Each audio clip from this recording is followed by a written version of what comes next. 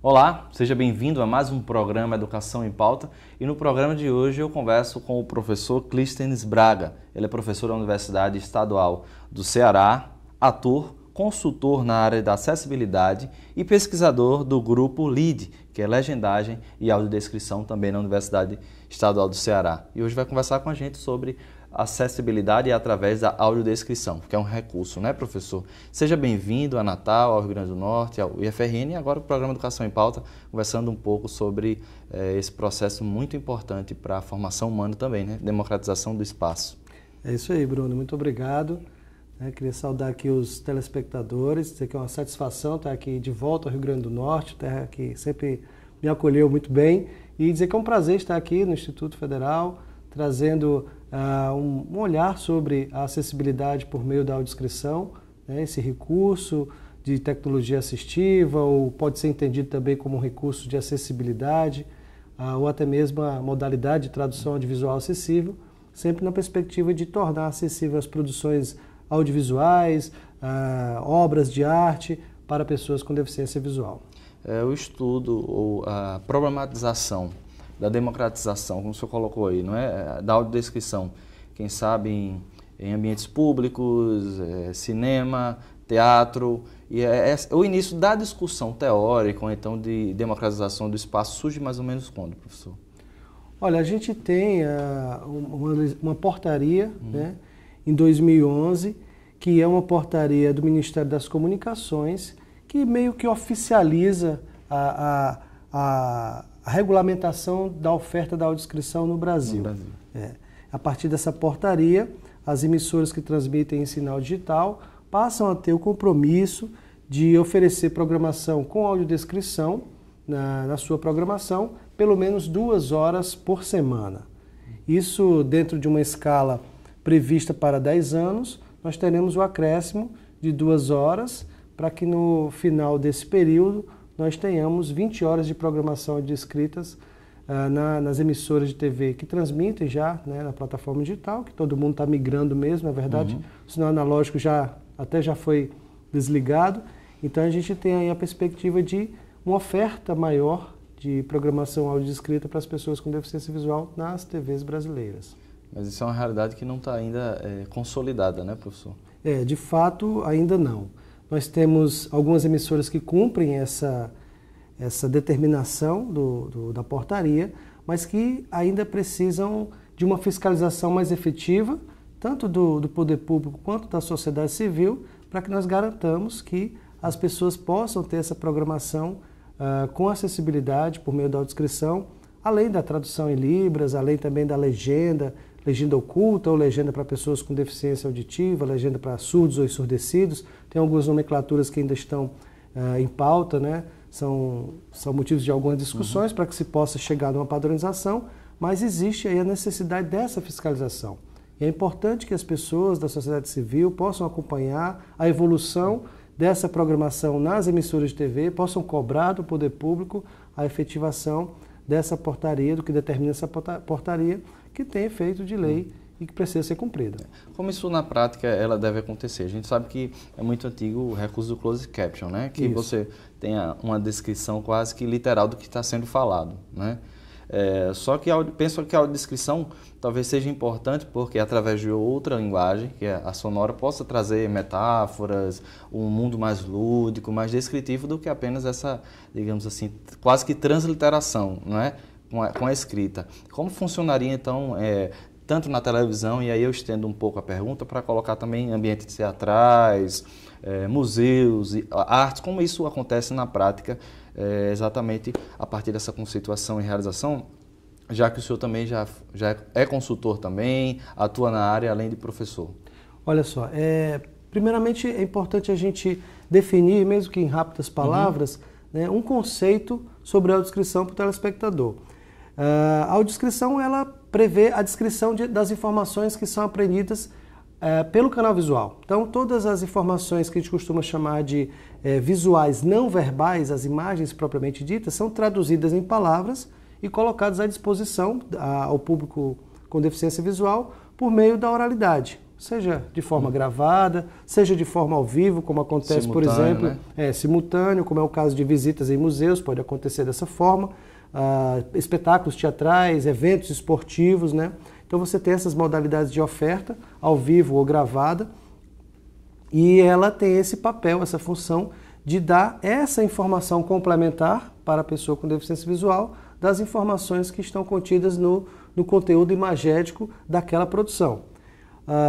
No caso da produção de TV, dos programas ou de filmes que são exibidos nas salas de cinema, nós temos a possibilidade de gravar essa audiodescrição, é feito um roteiro prévio a partir de uma análise criteriosa das imagens, para que possamos identificar os espaços de silêncio. Importante frisar que a audiodescrição ela é inserida nos momentos de silêncio daquela produção ou de efeitos sonoros que não são tão significativos, muitas vezes uma trilha instrumental, onde você consegue inserir descrições que são relevantes para o entendimento, para a compreensão daquela cena.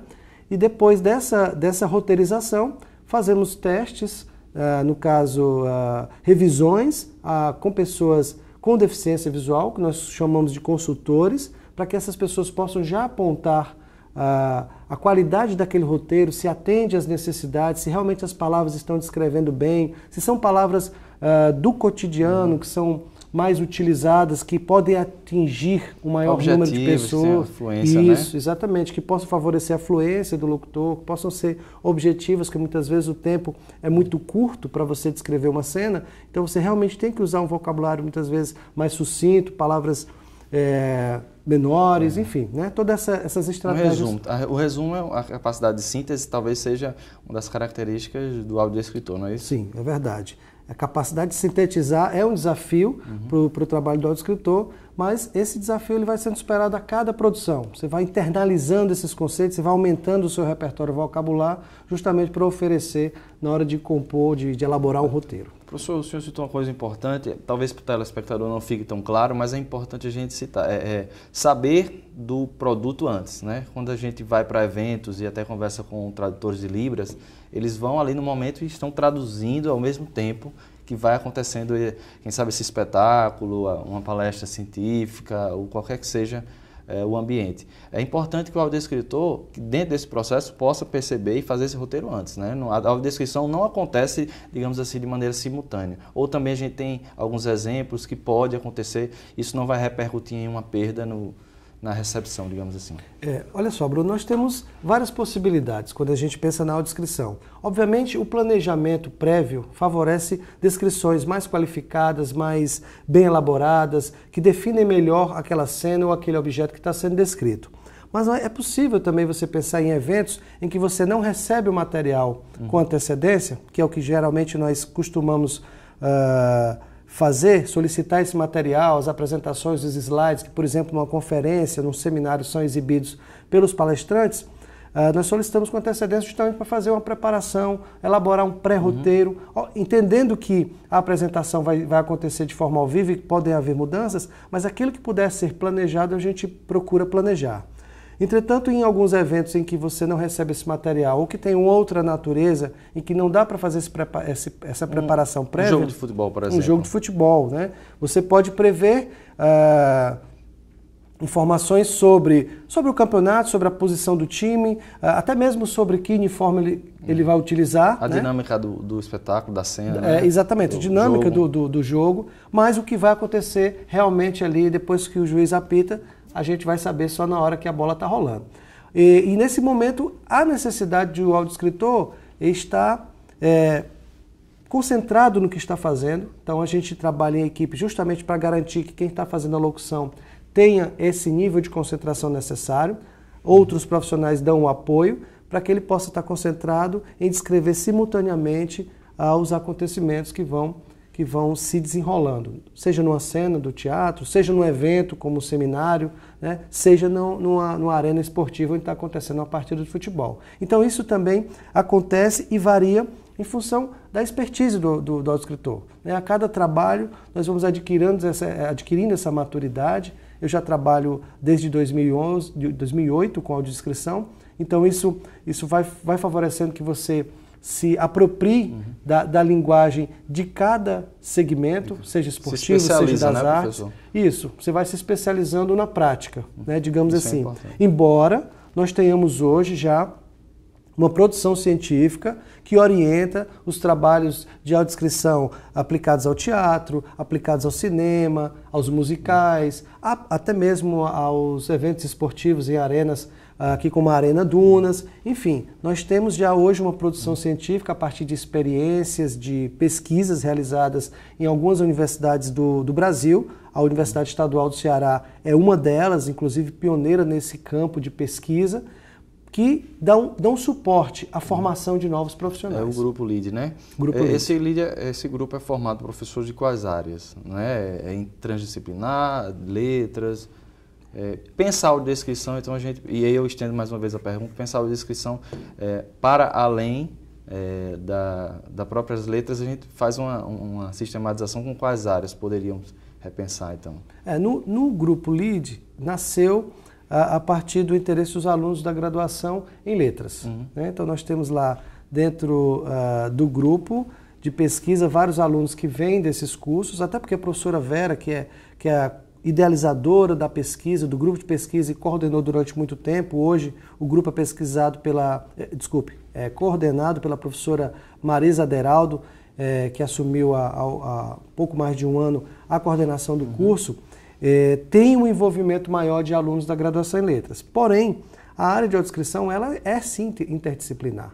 Nós temos já outros estudantes, outros discentes que procuram um grupo de pesquisa para se inteirar, para se capacitar, e muitas vezes vem da área de comunicação social, do campo das artes, né, artes cênicas, o próprio audiovisual, e essa interdisciplinaridade vai dando mais robustez à pesquisa, porque nós temos diversos olhares. Né? No campo da comunicação social, você pensar na audiodescrição de propagandas, né, de informes publicitários. Também tem um campo da propaganda política, né, que é outra linha de trabalho para agências de publicidade durante as campanhas políticas. E o eleitor com deficiência visual tem o direito de saber mais sobre o candidato, mais sobre sua campanha, mais sobre sua plataforma de eleição. É um grande desafio nas diversas plataformas, né? Isso. E a gente volta a conversar sobre isso no segundo bloco, professor. E você de casa não saia daí, já já a gente volta com o segundo bloco do programa Educação em Pauta.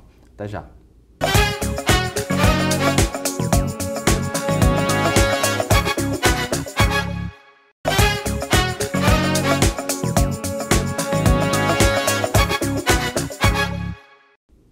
Voltamos do intervalo e eu continuo a conversar com o professor Clístenes Braga. Ele é professor da Universidade Estadual do Ceará e pesquisador na área de acessibilidade. Né? A gente está conversando sobre audiodescrição.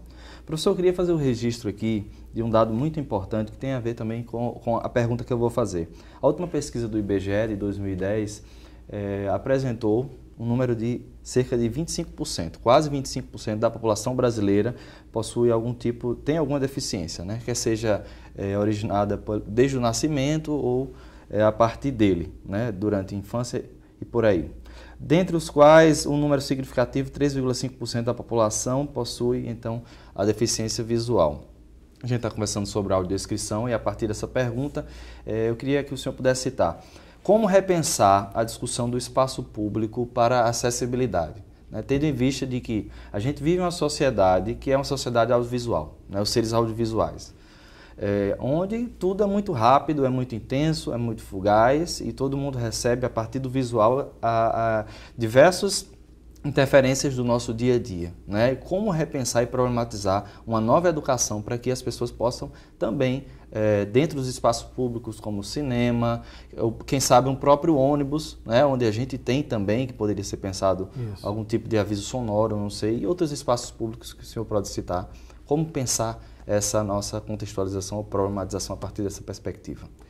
Hoje, Bruno, graças à tecnologia, nós temos como pensar e repensar, né, essa ocupação dos espaços por todas as pessoas, né? Então a tecnologia está aí para nos servir de várias formas para que nós possamos promover o acesso de todos, de forma igualitária, que é importante. Né? Nós precisamos dar acesso de forma igualitária, de forma autônoma, e eu acredito que um número como esse, que os dados do IBGE traz, nos deixam assim, bastante conscientes da necessidade de se fazer isso e se fazer logo. Né? Obviamente, algumas coisas nós já temos avançado, nós temos hoje alguns instrumentos legais que foram conquistados com muita dificuldade, né? Eu digo conquistados mesmo, porque a mobilização social, as pessoas com deficiência, o movimento dessas pessoas, elas têm conquistado alguns instrumentos legais para garantir essa mudança, essa transformação, exatamente. Nada mais é, essa democracia nada mais é do que uma transformação social. Nós temos historicamente uma parcela considerável da população, próximo de 1/4, né, da nossa população, que historicamente foi negado o seu direito de participação na sociedade de forma igualitária, em todos os seus segmentos, educação, cultura, transporte, enfim. Trabalho, né? Lazer, mobilidade, enfim. Então é uma dívida muito grande. Porém, esse movimento, essa organização social dessas pessoas hoje tem garantido em alguns instrumentos, como é o caso do Plano Viver Sem Limites, da Convenção sobre os Direitos da Pessoa com Deficiência, da recente Lei Brasileira de Inclusão, promulgada pela presidenta Dilma em 2015, que traz aí um grande avanço nessas conquistas, embora hoje nós estejamos sofrendo um pouco para avançar cada vez mais, devido à situação política que nós vivemos, que é bastante difícil e que precisa de uma reorganização, mas esses instrumentos precisam ser retomados, eu diria, para que a gente possa, de fato, conquistar essa possibilidade. Eu vou citar o exemplo do cinema, por exemplo. Nós temos a instrução normativa da Ancine, que hoje já garante que os projetos que são financiados pela Ancine possam e devem, né, na verdade, eles devem ser já produzidos com recursos de acessibilidade envolvendo a audiodescrição, a tradução em libras e a legendagem. Além disso, a Ancine, através de uma outra instrução normativa, ela garante que os espaços de exibição, as salas de cinema, precisam também garantir o acesso a partir da oferta de tecnologia assistiva para essas pessoas na situação de igualdade com as demais, possam assistir um filme com os recursos de acessibilidade que lhes são necessários, juntamente com as demais pessoas. No espaço de um ano, aproximadamente, essa instrução normativa é datada do final do ano de 2016, nós temos aí um espaço de pouco mais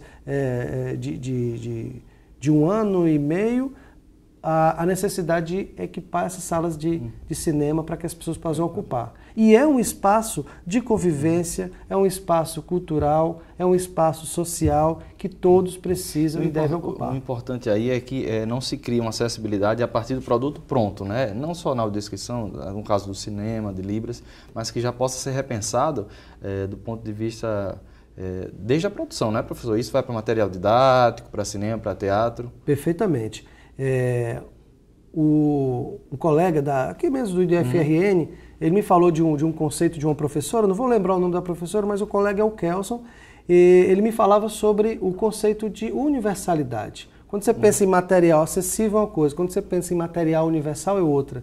Eu acho esse conceito bastante interessante. Quando você pensa na produção de um material didático, que ele seja um material universal, qualquer pessoa possa acessar aquele material, porque ele vai estar disponível em várias plataformas e em vários modelos ou tipos de apresentação que garantem a acessibilidade. Se é imagem, que tenha audiodescrição, se é texto, que possa ser em braille, né? Se é imagem, que tenha também a tradução em libras, que é uma linguagem espaço-gestual, portanto precisa desse recurso do audiovisual para oferecer a tradução no caso de um vídeo, e por aí vai. Então é necessário que se pense em todos os aspectos. Essa contextualização é importante, né? Porque um professor, por exemplo, entendendo do ambiente educativo, né, educacional, pode ser que ele não tenha um aluno que tenha essa deficiência, mas essa aula pode ser que chegue a um momento mais na frente que chegue esse aluno com essa dificuldade. Exatamente. Então a importância de ter já essa universalização desde o pensamento, né? Desde a concepção. Desde a concepção. É importante você se preparar para receber o aluno e não receber o aluno para depois você se preparar. Da mesma forma que a sala de cinema precisa estar preparada para receber o espectador com deficiência e não esperar que quando nós tivermos aqui alguns espectadores com deficiência, nós vamos nos preparar. Não, o processo não pode ser dessa forma, porque senão você acaba não garantindo a acessibilidade, que é um direito. Professor, saindo um pouco da audiodescrição, mas aí depois a gente volta, porque a gente citou uma coisa importante aqui, e eu acho relevante fazer essa pausa, a questão da legendagem, não é? A legendagem como um recurso de democratização para os deficientes audiovisuais, né, no caso, não é a legendagem que você vê... Auditivos, né? Perdão, os auditivos. Não é a legendagem que você vê uma tradução, por exemplo, do inglês para o português, né? Não. Isso é importante, a gente queria que o senhor pudesse citar isso até para contextualizar para quem está em casa. Né? Claro, Nós temos a legendagem para ouvintes, que é aquela que nós estamos acostumados a ir ao cinema e optar pela legenda em língua portuguesa. Tradução, né? Exatamente, é um processo de tradução. Traduz, por exemplo, de um filme em inglês, falado em inglês, com a legenda em português para nos dar acesso. Porém, nós temos a outra legenda, que é a legendagem para surdos e ensurdecidos, que é uma legendagem que se dá dentro da mesma língua. Então, eu tenho um filme nacional, uma produção brasileira, que é falado em português, e que eu tenho a possibilidade de traduzir também para o português na forma de legenda, para que o público surdo, que não seja ainda alfabetizado em Libras, ou que perdeu a audição ao longo da sua vida, mas que foi alfabetizado em português, possa ter acesso. Então, na verdade, o público surdo ou com deficiência auditiva precisa ter à sua disposição sempre os dois recursos. É a legendagem para surdos e a janela de Libras em produções audiovisuais, né? Estamos falando de cinema, por exemplo, então a gente tem que ter ali esses dois recursos ofertados. E essa legendagem não é simplesmente traduzir o que é falado em todas as palavras para a legenda. Na verdade, você tem uma identificação do falante, que é importante, você tem uma segmentação dessas palavras para que a pessoa possa ler confortavelmente as informações da legenda e as informações do filme, da produção. Você tem a necessidade de condensação também, né? Nós temos durante a nossa fala os vícios de linguagem que precisam ser suprimidos no momento de preparar uma legenda para que a pessoa tenha realmente uma mensagem mais objetiva e que ele possa compreender melhor e fazer melhor essa leitura de imagem e texto verbal. Imagem e texto verbal. Então é um recurso de tradução, a modalidade de tradução, que favorece o acesso melhor, mais facilitado para a pessoa com deficiência auditiva. E aí ele pode optar também, né? Se quer Libras ou isso. A legendagem. O importante do conceito de acessibilidade é dar opções. Você tem a possibilidade de ofertar um texto em áudio ou em braille para a pessoa com deficiência visual. Você tem a possibilidade de ofertar um vídeo com legenda ou com tradução em Libras para o público surdo ou com deficiência auditiva. Uma pergunta mais do ponto de vista da curiosidade, né? A gente sabe que hoje no Brasil já encontram-se em vários centros de ensino, universidades, cursos do próprio Letras Libras, né? Já existe no Brasil ou em outro país algum tipo de curso ou ensaio com outros recursos de acessibilidade, por exemplo? Obviamente a partir da discussão da audiodescrição? Olha, nós temos lá na UES, né? Esse ano, provavelmente agora em junho, digo provavelmente porque houve um ajuste de datas, tá? Mas agora em junho deverá começar uma especialização em acessibilidade, na verdade em tradução audiovisual acessível, audiodescrição, e uma outra em tradução audiovisual acessível, legendagem para surdos e ensurdecidos. São formações que, para quem busca mais conhecimentos, especialização nessa área de audiodescrição ou de legendagem para surdos, poderá buscar, obviamente em outras turmas, né? Para ser bem franco, essa turma ela foi iniciada no final de 2016, as inscrições, nós estamos agora no momento de iniciar o curso, mas certamente não será a única, esperamos ter em breve aí a possibilidade de abrir uma nova turma para as pessoas interessadas. Sei também da oferta do curso de especialização em acessibilidade cultural, que é oferecido pela UFRJ, deverá caminhar agora, salvo engano, para a sua terceira ou quarta turma, onde você tem, dentre as disciplinas, você tem a audiodescrição, por exemplo, mas você vê também outras disciplinas muito interessantes para quem quer, deseja trabalhar nesse campo da acessibilidade, como produção de maquetes táteis, produção em braille, libras, enfim, né? Mas o senhor acha que possivelmente a gente tenha cursos nessa área, como aconteceu de Libras, é uma evolução?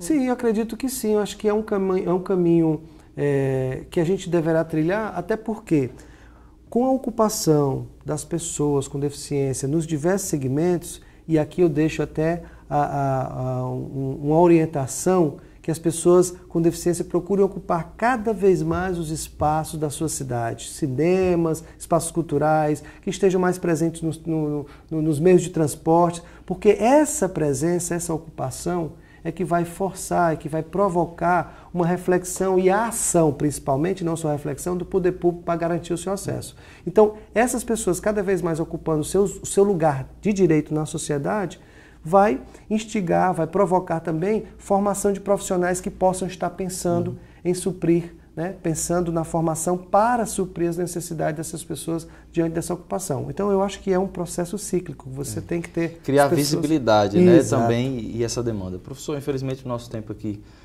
acabou, mas eu agradeço por ter nos apresentado essa importante perspectiva, não só do ponto de vista da formação, mas também da realização, né? Tendo visto que o senhor é professor, também é consultor e atua nessa área, tanto na parte da educação quanto no mercado de trabalho. Eu que agradeço, Bruno, deixo um abraço aqui para os telespectadores e fico à disposição para que a gente possa juntos construir uma sociedade mais igualitária e mais justa para todos. E agradecemos a você que está acompanhando o programa. Na próxima semana a gente tem mais um programa Educação em Pauta. A gente se vê no próximo sábado, às 10 horas da manhã, aqui na TV Câmara. Até lá, tchau, tchau.